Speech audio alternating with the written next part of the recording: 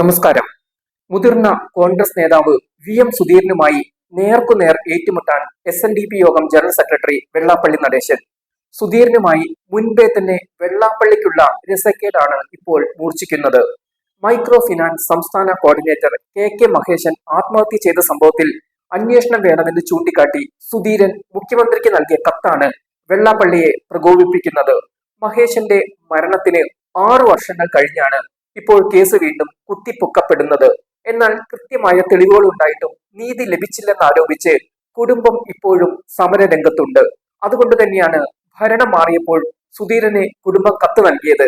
1ാം പിണറായി സർക്കാരിന്റെ കാലത്താണ് മഹേശൻ ആത്മഹത്യ ചെയ്തത്. ഇതിൽ വെള്ളാപ്പള്ളിക്കെതിരെയുള്ള അന്വേഷണം മരവിപ്പിക്കപ്പെട്ടു എന്നാണ് മഹേശന്റെ കുടുംബം ആരോപിക്കുന്നത്. ഇവർ സുധീരന് ഈ കാര്യം ചൂണ്ടിക്കാട്ടി കത്തും നൽകിയിരുന്നു. ഇതിന്റെ അടിസ്ഥാനത്തിലാണ് സുധീരൻ മുഖ്യമന്ത്രിക്ക് കത്ത് നൽകിയത്. ഇതോടെ മാധ്യമങ്ങൾ ആഭ്യന്തരമന്ത്രി രമേശ് ചെന്നിത്തലയോട് വിശദീകരണം തേടി. മുഖ്യമന്ത്രിക്ക് ലഭിച്ച പരാതിയാണ് ഇതുമായി ബന്ധപ്പെട്ട കൂടുതൽ കാര്യങ്ങൾ അന്വേഷണത്തിലാണ് എന്ന മറുപടിയാണ് ചെന്നിത്തല നൽകിയത്. മഹേശന്റെ മരണം വീണ്ടും പുകയുകയാണ് എന്ന് വെള്ളാപ്പള്ളിക്ക് മനസ്സിലായതോടെയാണ് സുധീരനുമായി വീണ്ടും കോർക്കാൻ വെള്ളാപ്പള്ളി തയ്യാറായത്. എസ്.എൻ.ഡി.പി യോഗത്തിന്റെ മൈക്രോ ഫിനാൻസ് തട്ടിപ്പു കേസിൽ 100-ലേറെ കേസുകളുണ്ട്. ഇതിൽ വയനാട് 10 ലക്ഷം രൂപ വിതരണം ചെയ്ത കേസിലാണ് ഇപ്പോൾ വിജിലൻസ് കുറ്റപത്രമായത്. ഈ പണം വിതരണം ചെയ്ത സംസ്ഥാന കോർഡിനേറ്റർ ജീവിച്ചിരിപ്പില്ല. അതുകൊണ്ട് തന്നെ യോഗം ജനറൽ സെക്രട്ടറിയായ വെള്ളാപ്പള്ളിയും പ്രസിഡന്റ് സോമനുമൊക്കെ കേസിൽ പ്രതികളാണ്. ചെറിയ പലിശയ്ക്ക് പിന്നോക്ക വികസന കോർപ്പറേഷനിൽ നിന്നും വായ്പയെടുത്ത് വൻ തുക പലിശ ഈടാക്കി വിതരണം നടത്തിയ കേസാണിത്. പെട്ടെന്ന് ഊരിപ്പോരാൻ വെള്ളാപ്പള്ളിക്ക് കഴിയുകയുമില്ല. 100-ലേറെ കേസുള്ളതിനാൽ വെള്ളാപ്പള്ളിക്ക് കോടതിയിൽ നിന്ന് ഇറങ്ങാൻ സമയവും കാണില്ല.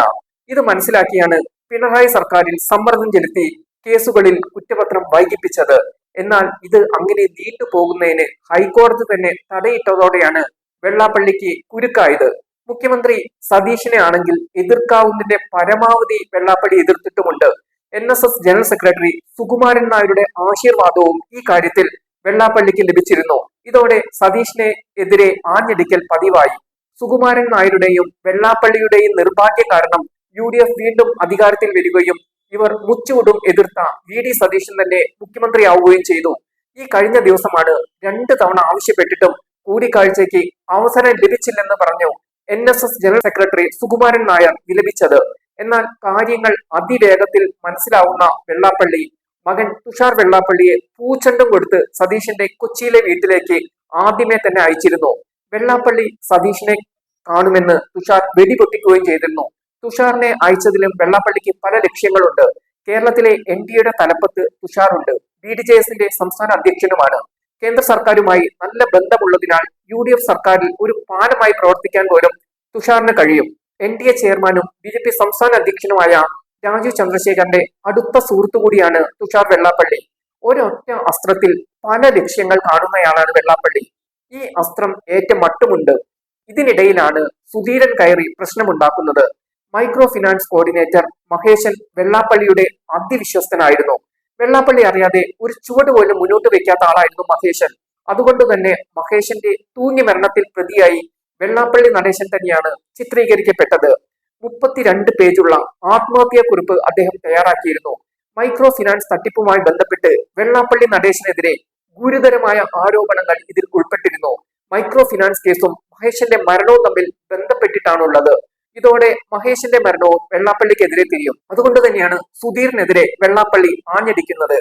കണിച്ചുകുളങ്ങര യൂണിയൻ സെക്രട്ടറി കൂടിയായ കെ മഹേശനെ 2020 ജൂണിലായിരുന്നു ഓഫീസിൽ ജീവനൊടുക്കിയ നിലയിൽ കണ്ടെത്തിയത്. വെള്ളാപ്പള്ളി നടേശനെതിരെ ആത്മഹത്യാക്കുറിപ്പ് എഴുതിയ ശേഷമായിരുന്നു മഹേശൻ ജീവനൊടുക്കിയത്.